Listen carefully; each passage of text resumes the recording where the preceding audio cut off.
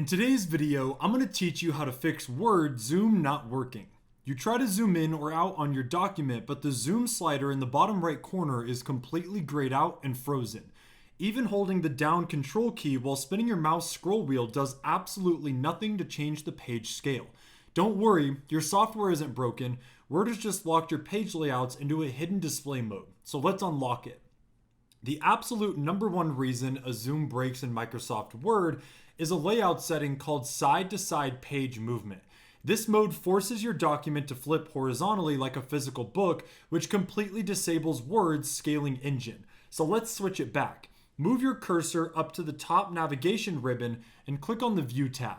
Look right next to the Zoom tools for a section explicitly labeled Page Movements, and you will see that side-to-side is currently grayed out and active. In my case, it's actually not, as you could see, but what if I enable it? Now I have two pages, one next to each other, then just move your mouse and click the vertical button next to it.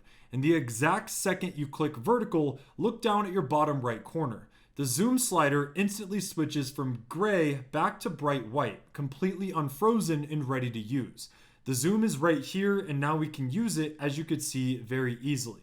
And if your layout wasn't set side to side but your zoom is still locked, check your active viewing mode at the bottom right interactive track.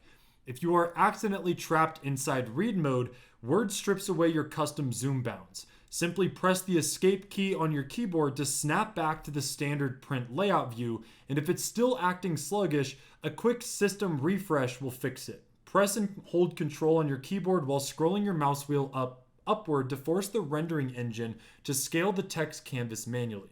This breaks any temporary interface focus freezes across your entire Windows workspace, and the layout is now completely unlocked, giving you seamless, fluid scaling control over your document text boundaries once again. But that is it. If you guys found this video helpful, make sure to drop a like and make sure to check out our other tutorials.